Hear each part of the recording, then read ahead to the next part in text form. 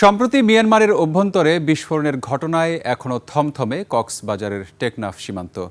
আতঙ্কিত সীমান্তবর্তী এলাকার বাসিন্দারা।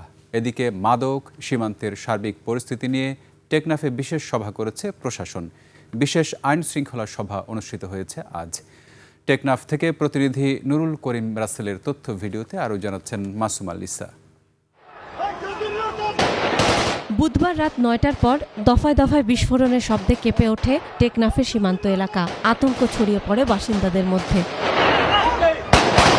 প্রথম বিস্ফোরণের সময় নাফ নদীর ওপারে আগুনের লেলিহান শিখাও দেখা যায়। বেশি আতঙ্ক ছড়ায় জাদিমুড়া থেকে শাহপরীর দ্বীপ সীমান্ত এলাকার বাসিন্দাদের মধ্যে। শিশু ও বয়স্করা পড়েন বিপাকে। এদিকে টেকনাফে বিশেষ আইনশৃঙ্খলা সভা হয়। পরে জনপ্রতিনিধি ও উপজেলা প্রশাসন জানায়, ওপারে বিস্ফোরণের ঘটনায় আতঙ্কের কিছু নেই।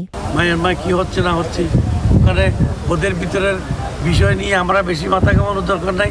তবে আমরা সজাগ থাকবো এবং প্রত্যেকটা জায়গায় আমরা সক্রিয় থাকবো যে আমাদের সাথে সাথে কোনো ক্ল্যাশ কনফ্লিক্ট না হয়। সীমান্তে বাসিন্দাদের আতঙ্কিত না হয়ে সতর্ক থাকার অনুরোধ জানায় বিজিবি। বর্ডার গার্ড বাংলাদেশের প্রতিটি সদস্য আমাদের যে সীমান্ত আছে টেকনাফ উখিয়ার এই সীমান্তে আমরা সর্বদা সতর্ক অবস্থা আছি এবং আমরা সর্বোচ্চ চেষ্টা করে যাচ্ছি এই সীমান্তের পবিত্রতা রক্ষা করে সীমান্তের নিরাপত্তা নিশ্চিত করা। সবশেষ গত বছরের 18 ডিসেম্বর মিয়ানমারের রাখাইন রাজ্যে আরাকান আর্মি ও জান্তা বাহিনীর সংঘর্ষে টেকনাফ উখিয়া সীমান্ত কেঁপে উঠেছিল।